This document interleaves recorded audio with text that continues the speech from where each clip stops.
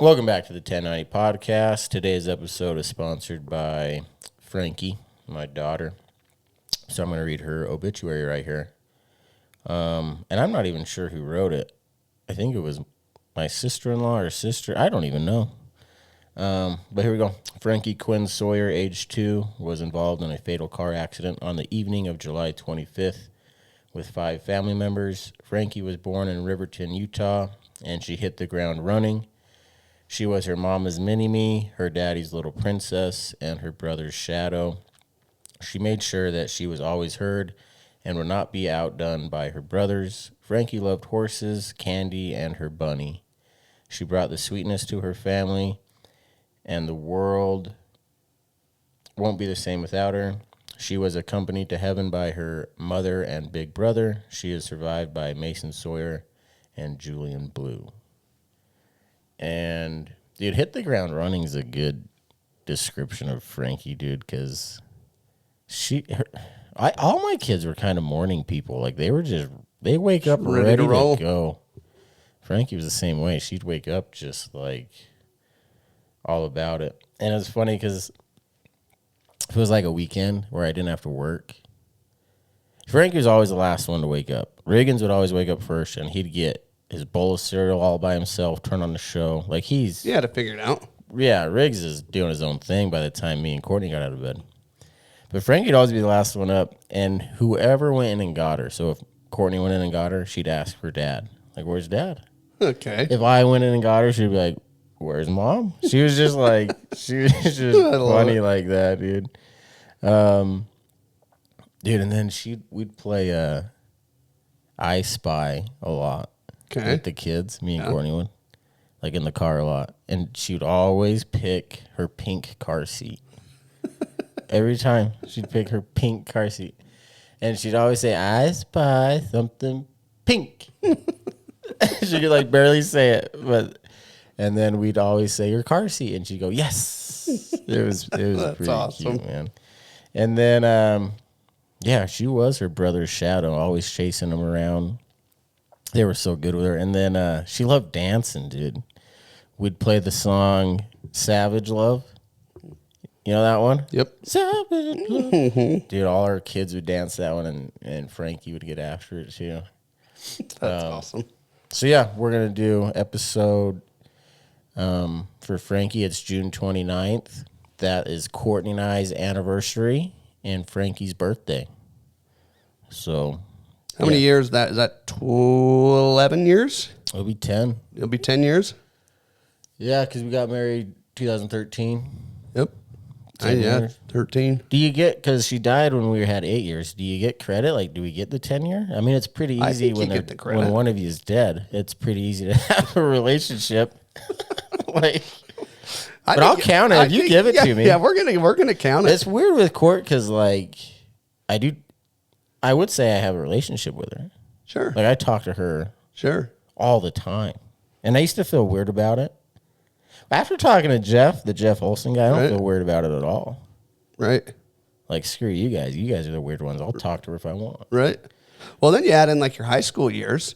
I mean, you put on another 6 years to that, 7 years? Yeah, like, we've been together since we were 15 and a half. Yeah.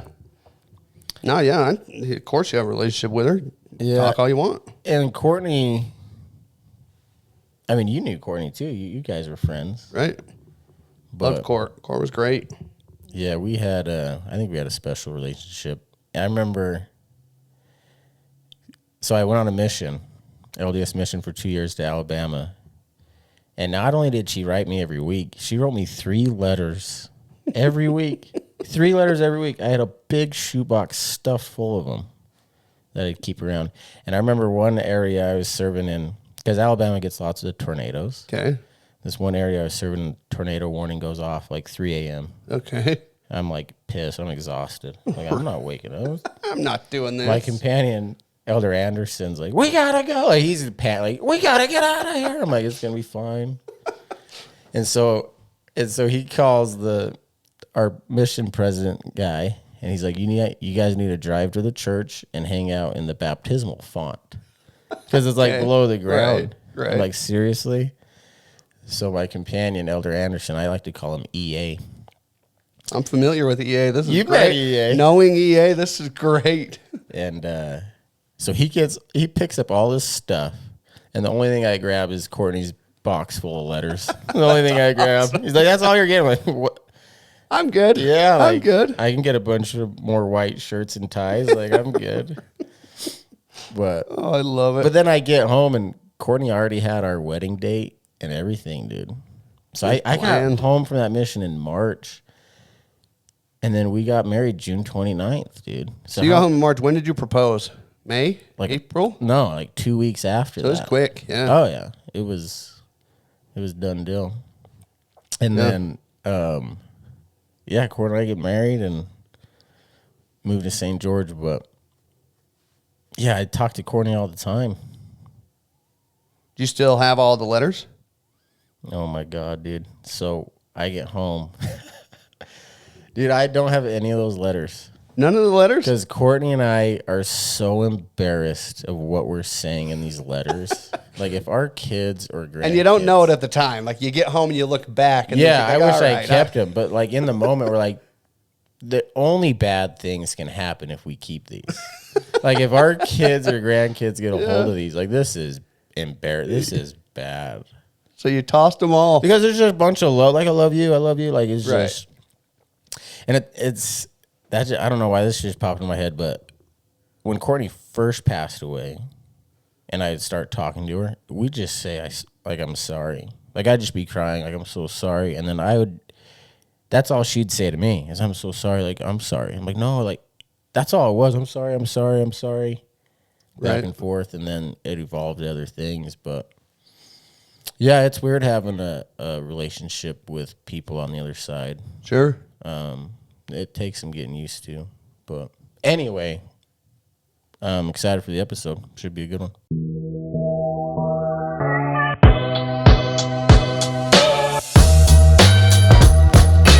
Life's 10% what happens to you and 90% what you're going to do about it.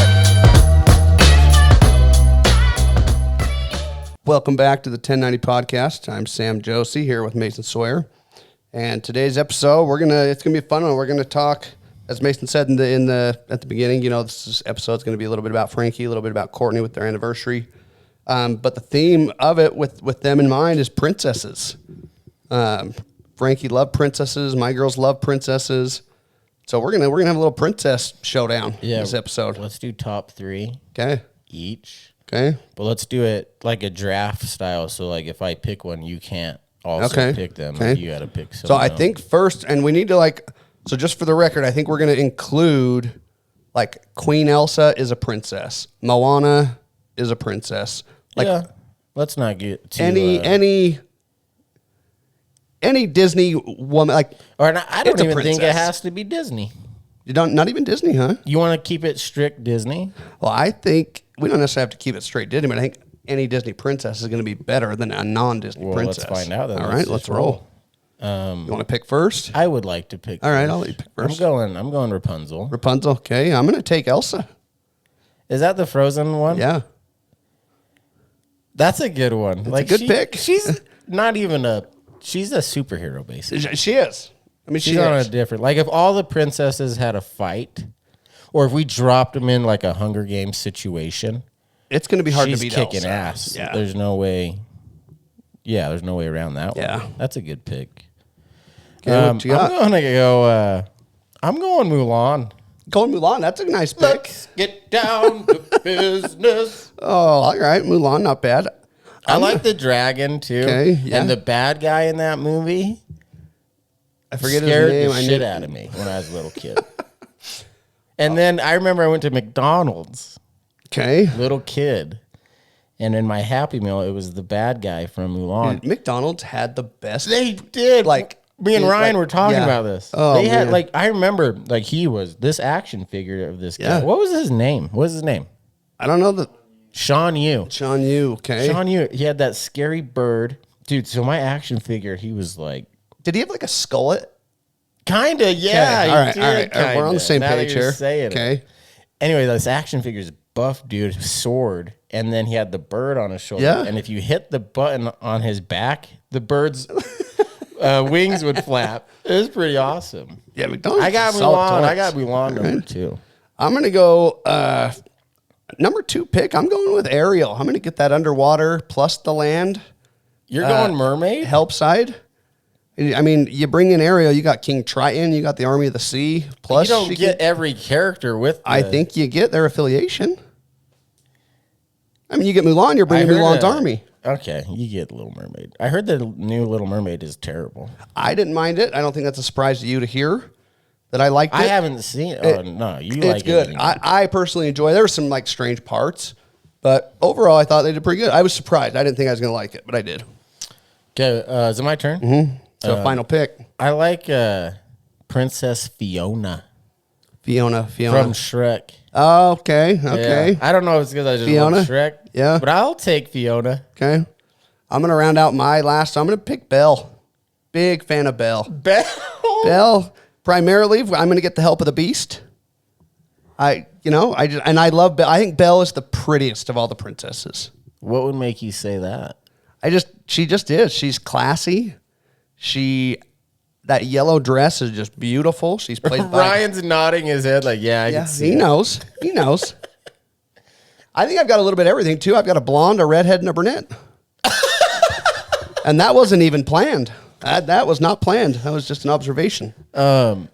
So Frankie's, well,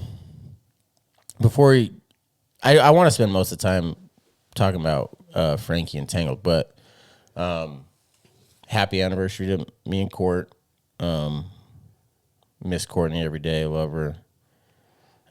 Did you guys ever have like a tradition on your anniversary? Did you guys ever do anything like? Well, it's funny because I came home before Frankie was born. I come home and she's like, "So I did a thing today." I'm like, "What?" She's like, "I scheduled Frankie's C-section on our anniversary." I'm like, "What?" She's like, "I'm sorry, like I had to do it.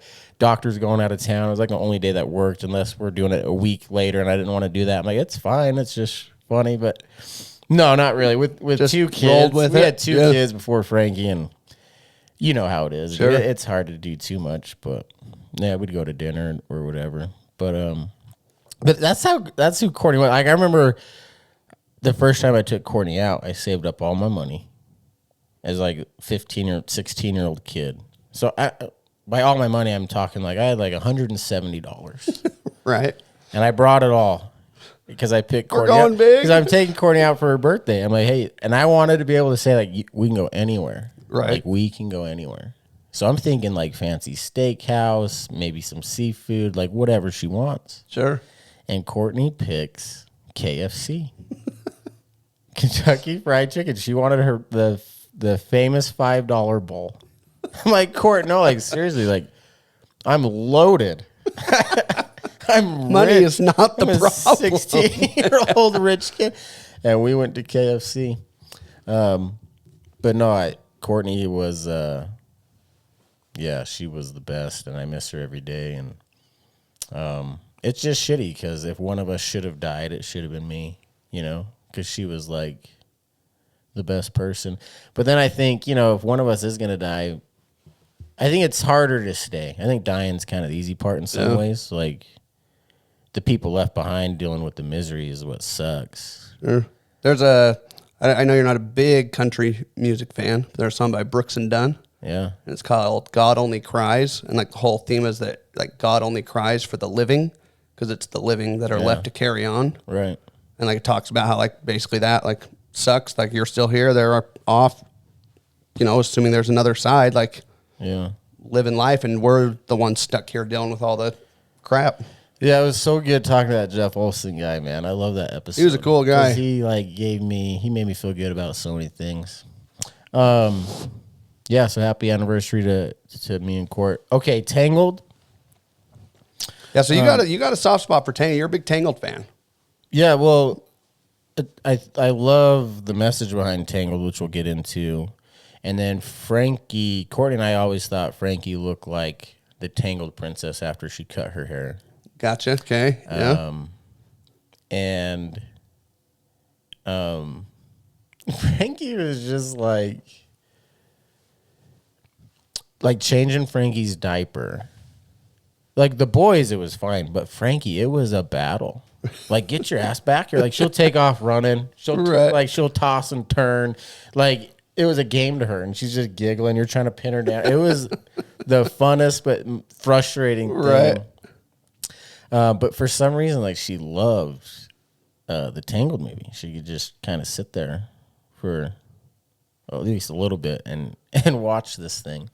I was reading up on like the story of Rapunzel, and it was first written like 1812, dude. Okay. And it was like this couple, like the wife was pregnant. They didn't have a lot of money. So the husband would like sneak into this garden and steal like these Rapunzel leaves. Like there was a vegetable. It was called Rapunzel. Right. Because his wife had like these weird pregnancy cravings. Okay. So he kept going into this secret garden and stealing all these vegetables. And then one day he gets caught by the lady, the sorceress of the garden. And she catches him and she's like, "You're done." "You're done." And he's like, "Oh, no, I don't want to be done." And she's like, "You're done." And so she's like, "Your only way out of this thing is when your wife has the baby, I get the baby." And he like agrees to it. He's like, "Yeah, like, okay." Right. And so they have the baby. And there's lots of different versions of the story. Like in some versions, they run away from the sorceress lady to try to not. But in this version, like they give her the baby. And she grows up to be like this pretty princess. And so the sorceress locks her in this tower. And the only way for the sorceress to get to because there's only one room, one window, top of this tower type of thing. And the only way for the sorceress to get to the tower is she says the famous line, "Rapunzel, let down your hair." Mm-hmm. And then she lets down her hair and she climbs up it. And I'm pretty sure in the original, like her hair had healing powers. I'm pretty sure that was part of it. Part of the reason why the sorceress kept her hidden away from everyone. And then one day a prince is riding his horse through like the wilderness or whatever, and he hears Rapunzel singing because the sorceress would leave her there every day and come back. Right.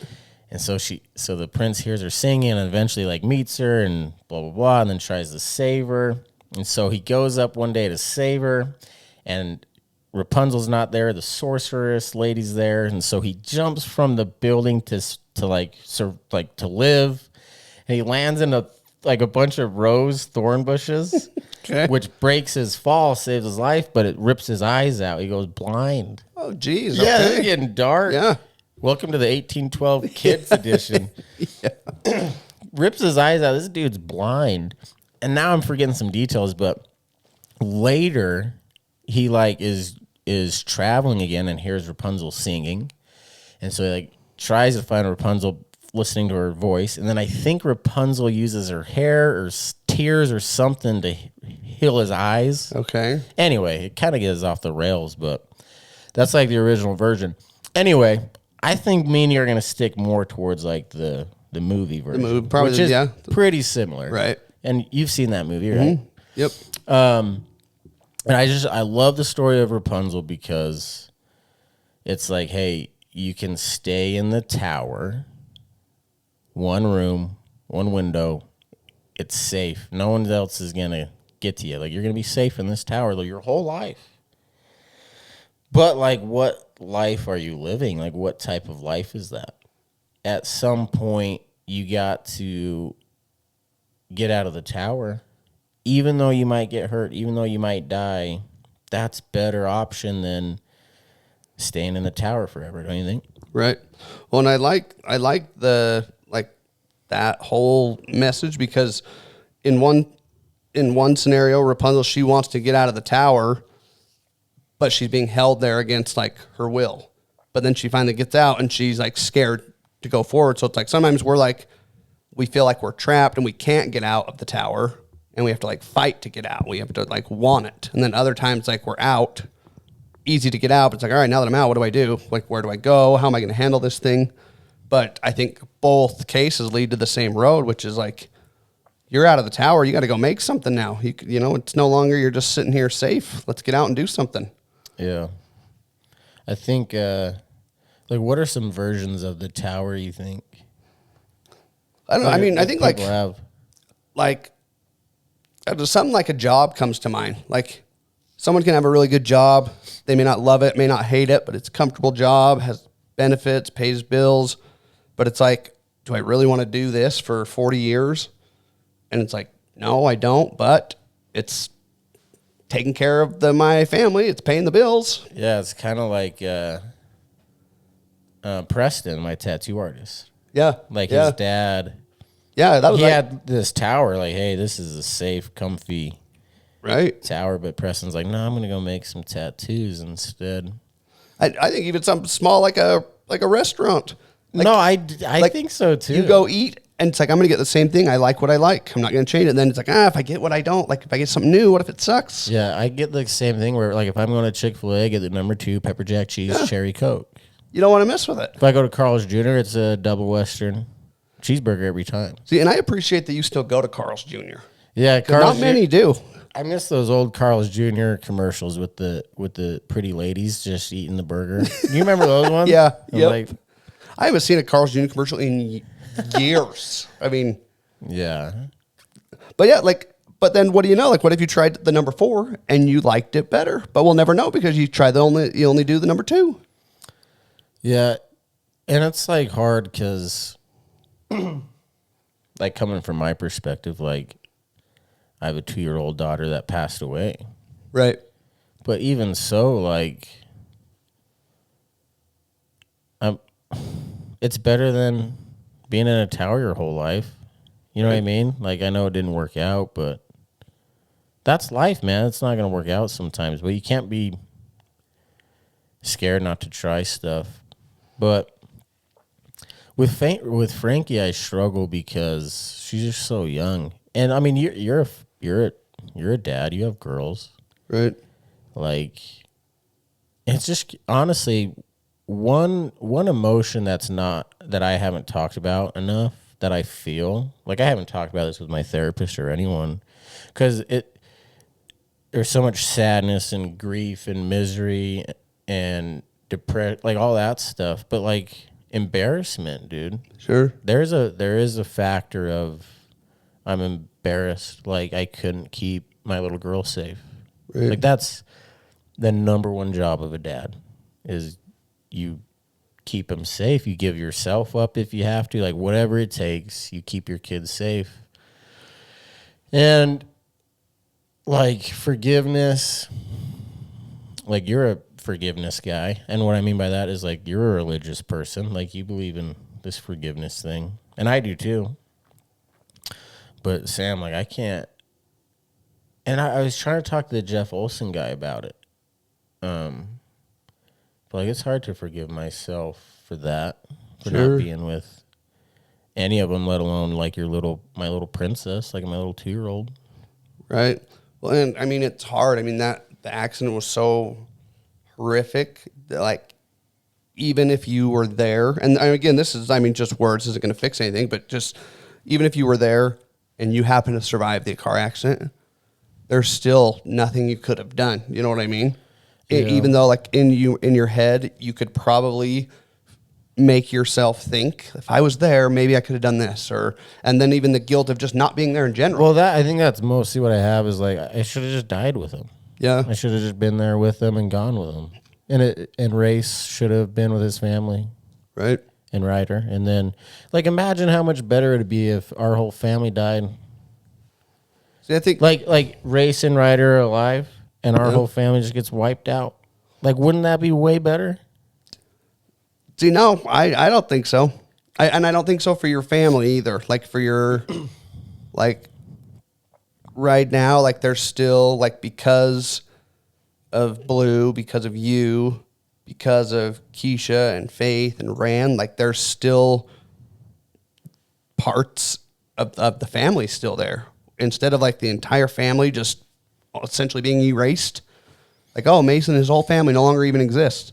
Like now they're still like they live on through you, and like you're still there. You can talk and share stories, and like I think that's important too, especially like your family who's had to deal with so much, like just trauma and crap. Like I think it's better. I mean, and who am I? You know, this is just my opinion. But like the fact that you're still here, I think I think it'd be harder if their one entire family was gone. I just think like it would just make, and and who are we, oh, this one would be easier than that one. Like they're both terrible, terrible situations, but I don't think it would be a better scenario if you were gone. I guess, I think me and Blue stay in, we get to talk about them and we get to share their story and we get to create this 1090 thing. And I think like, I don't know, ever since we had Jeff Olson on, I've been thinking about him a lot, dude. Right.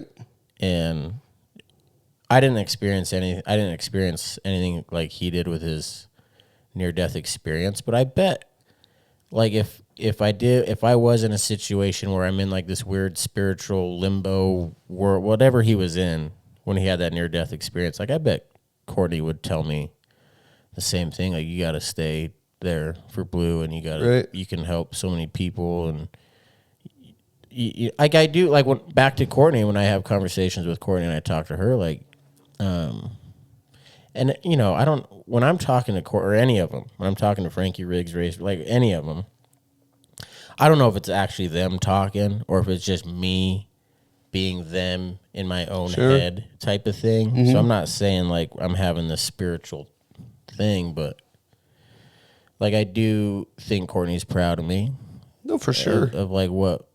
Like the fact that you're still here. Like yeah. Like and I think that's a big thing. Like I think like Kort's probably half the, like I know Blue's here and Blue's a huge primary reason you're still here. But like I think Kortni's part of that reason too. Like and whether she's told you or whether you've thought or had a conversation or just knowing Kort, like she wants you here with Blue. Like she doesn't want you over there right now with her. You know what I mean? Like yeah. I think and with Frankie, like she's still 2. Like she's gonna turn. She would turn 4 today. Right. And I can't. Is it her birthday today? Yeah, June 29th. So she'd be 4. She'd be 4 on June 29th. That's weird. Because I only picture when she's 2. Like when I talk to Frankie, I'm not talking to a 4-year-old, right? That can put together sentences, and like I'm still talking to Frankie, who can barely say "I spy something pink," right? And that's just it's weird because now Blue's gonna turn 6. Riggins was never 6. Riggins was about to turn 6. He was like a week away from turning 6. His birthday's on August 2nd. So with Blue turning 6, that's really weird. Right. Because Riggins is still basically 6 in my mind. Right. And Kortni's always, like, they don't age in my... It's not like all of a sudden a 4-year-old Frankie, 2-year-old Frankie. And that's why, like, and again, I feel like whenever me and you have an episode, it always slips into, like, God and heaven. I'm not trying to, like, go in that direction, but, like, when people say, like, oh, you'll see him again in heaven, and I'm like, okay, but, like, am I gonna be taking Riggs to his Little League basketball game, and then am I gonna be taking Frankie to the school daddy-daughter dance? Like, right. And the answer is no. Like, we'll be in heaven just doing a bunch of back handsprings in an open field for eternity, or whatever you weirdos think heaven will be like. But like, I'm not. That's the shitty thing. Is it's not. I loved what we had, right? And you don't want to skip all the years in between. It's like the movie Click. Like, I don't want to just skip all the stuff and I get to the end and it's good. Like, I want the journey with them. I want the good and the bad, and right. And that's why, like, that stuff's just not very comforting to me. Like, you'll see him again. Like, like, okay, but, like, I don't know if I will. And if I do, what is it going to be like? Well, and it's funny because I think, like... Because I wanted to be Frankie's dad, like, when she's hurting. Like, she had a bad day at school. She's going through a bad breakup. She's failing in school or whatever it is. I want to be the dad. Like, I'm not going to get that in heaven where everything's perfect and there's no trial and error and that everything's great. That's not how it's going to be. We're just going to be high-fiving all the time. I'm not her dad at all. That's not what dads do. Dads help you through the shitty parts of life. Yeah.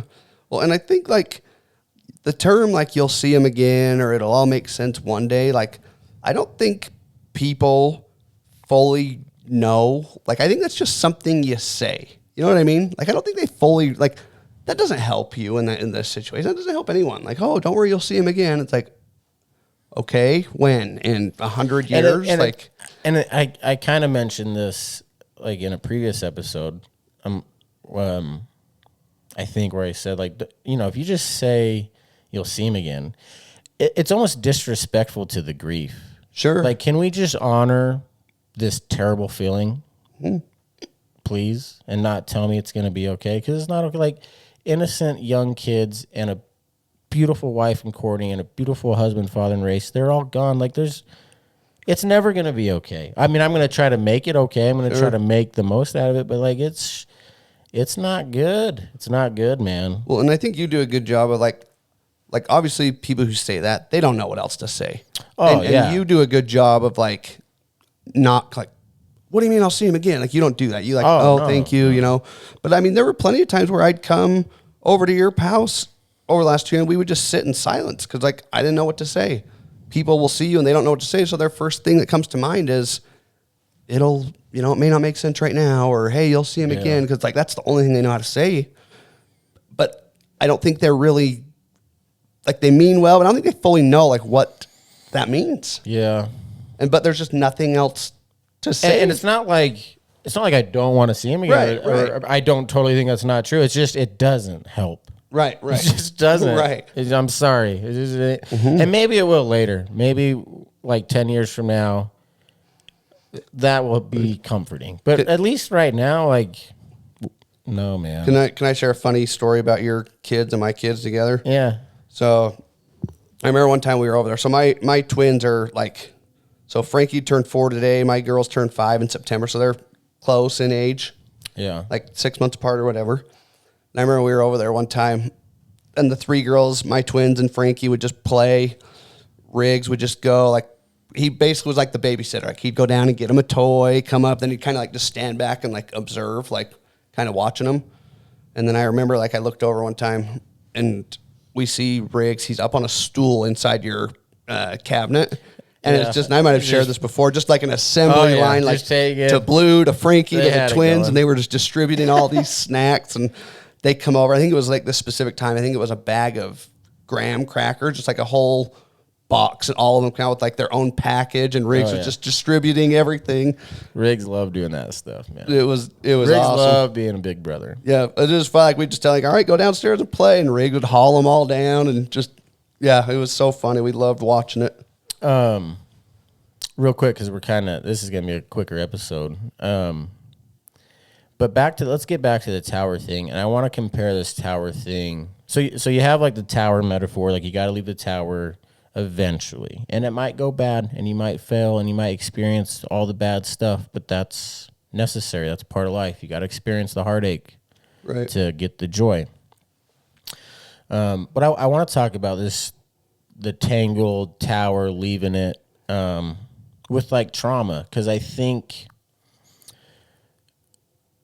like, kind of back to the buffalo metaphor, I guess, like, run away from it or face it head on, like, stay in the tower or leave the tower. And I think some of the things I've learned through first couple years of the grief is, like, I used to think, like, after Kortni passed away, I used to think, like, oh, never gonna fall in love again, never gonna, like, do those things, because I felt like, I don't even know what, like, maybe that would be disrespectful, or maybe, I don't know, but looking at it now, like, I think that's just That's part of leaving the tower? Yeah, like, I think people who have lost loved ones and say, oh, I'll never love again, I'll never do that, I think they're just staying in this tower. Right. And I think, like, falling in love again and keep, like, this idea of keep going. If you're really, truly going to do that, you got to leave the tower of your grief. You got to leave the tower of your misery. And I guess what I mean by that is you got to put yourself out there again. And it's terrifying, Sam. Like, sure. Because, and I know I've mentioned this on the show before, but, like, I literally, like, when that car accident happened, that was the peak of my happiness. I've never been happier. Right. I told Kortni that. I told my dad that. Like, I had it all. I had This the is job. it, I yeah. had it all, man. I was like, I would wake up every day and it felt like I was on a vacation. I literally wake up and play basketball for my job and then hang out with my kids, take them to the pool, hang out with my brother. It was awesome. Right. It was awesome. And then boom, gone. And so now, like, when things start to go good, and like it's Hard to enjoy it. Oh Hard- man, it's like it's coming, man. The storm's coming. I'm gonna lose it because Right. I didn't deserve to lose anything the first time around either. Right. And so it's scary, man. But I think you got to put yourself out there and you got to leave the tower. I mean, imagine the alternative though for you. Like, if you don't try to leave the tower again, you're what, 32? Yeah. And say you live another 60 years, we're going to put you to 92. Another 60 years of you just not doing anything. You know what I mean? Like, that sounds miserable. Yeah, you can't do it. Yeah, that's failure. And like, and that's letting the car accident, like, that's true failure. That's letting it ruin you. Like, and Kort doesn't want that. She doesn't want that for you. And like, it's kind of, I mean, we've mentioned the Jeff guy a couple times now, but like when he went to his wife's grave and said, like, I'm falling for someone else. Yeah. And he said, like, of course you are. Like, that's like, I loved that because it just like, look, I don't want to move on. I don't want to leave the tower. And she's like, look, you're leaving the tower. You got get it. your ass out of here. Yeah. And like, I think like you battling those demons of like, well, if I fall in love again, doesn't mean this. If I do this, is it disrespecting Kort my kids? Battling that seems like the easier path than doing nothing for the next 60 years and just avoiding everything. You know what I mean? And just like, I think trying to like find the good in it and love it too is also a scary thing. Like, it sounds so backwards. Right. Like, how do I love this thing? Right. But I think that's another thing of like leaving the tower. Is like, dude, you have to try to embrace this thing and accept it and try to love it for what it is. And that's what I'm trying to do. But it's just so gut wrenchingly sounds not how it should be. Do you ever feel guilt for like, do you have the debate with yourself of like, hey, it's okay to laugh at this movie. Like, it's funny. Just because I'm laughing at this movie doesn't mean I'm not missing my family anymore. Yeah. Like, letting yourself like know, like, hey, it's okay to go on a date. It's okay to have fun tonight. It's okay to do X, Y, Z. It doesn't mean watch a movie with a car accident in it. right. It's and like, okay it doesn't mean that you. It's okay to laugh at a joke about death. Like, Right. It doesn't. Yeah. And like, I think that would be like, for me, I think like, oh, I would have such a hard time with that. And I know, I mean, you've talked about that before where it took you a minute to like get to that point, and still even where it's like, hey, it's okay that I'm having a good day today. It's a Tuesday and it's okay. Yeah. And I think the victim thing, it's like the victim, they try to bring the tower with them wherever they go. Right. Like, hey, like, Wouldn't that be nice? no, seriously, like, that's what they do. Yeah. Like, watch what you say around me, watch what you, like, what? Yeah. Like, no, like. It's like, this is, yeah. And there's a quote I love that I share on my Facebook or Instagram a lot that says something to the effect of, like, being mature is handling your grief without you expecting other people to change around you. Like, or something about triggers. Like, Right. It's your responsibility to handle your triggers. Right. Like, and when people say trigger warning, like, no. Yeah. Really? Like, You ever see like on the social media posts, like trigger warning. warning. Like, what is that? Like, that's what, no. Yeah. Just read the post. Just read the poem, and if that's hard for them, it's their thing. They can But we deal with can't, it, yeah. like, Yeah. that stuff drives me wild. I was talking to my dad about, like, it's just frustrating because you put so much effort and you deserve something good to happen, and it doesn't happen. Right. And then it's like, why put forth the effort again? Like, Right. why do it again? And my dad, I was talking to my dad about that, and he sent this to me. He said, if effort is undermined by the brutality of life, at least the boldness to fight the good fight leaves you the self-respect found in great effort. even when it fails. Better to die with blood, sweat, and tears on the battlefield, sword in hand, than hiding in a cave. There is only darkness and a damp cold there, and even if you survive, you are left with the emptiness of the cave. And I guess you compare this to the tower. Like, my dad's using the example of a cave, but it's the same thing. Like, you can stay in that tower, and you can survive, but what are you surviving for? Right. Just emptiness, loneliness, like nothing. It's better to leave the tower, better to die on the battlefield, fighting for something, fighting for what you believe in, and going out that way than staying safe in the cave. Well, and like I look at like, just take like you playing college basketball as an example. Like you worked your whole life up to that point. Like I'm not going to get a job when I'm in school. I am dedicating my whole summers to getting better at basketball because I'm going to get a scholarship that's going to pay for my school. Yeah. Now, imagine you got to college and you're like, oh, you know what, Mason, you're not good enough. You're not playing sports. And you think like, I just wasted X amount of years. Now I don't even get my end goal from it. And it's like, initially it's like, oh, that sucks. But like, you don't revert back to like, you can't go back in time. You can't change any of that. You can't go back to a safety blanket and do over. Right. You make a new plan. You keep pressing on. It's scary because it's like, that was your plan. Playing basketball, getting scholarship was your plan. Kortni, your kids, all of that was your plan. And it didn't work out. And so now you've been forced to make a new plan, but without the years of history you had to make the one plan. Does that make sense? Yeah. It's just like really... you took years to make this blueprint and now it doesn't work out. And it's like, great. Now I'm expected to just leave the up. tower again. Right. Like, why would I do that? Yeah. But it's like, but you've done that. And like you had no choice but to, like you had a son still here needing a dad. Yeah. And like, I mean, we talked about before, the bills still came. Like you had no choice but to get up and get rolling.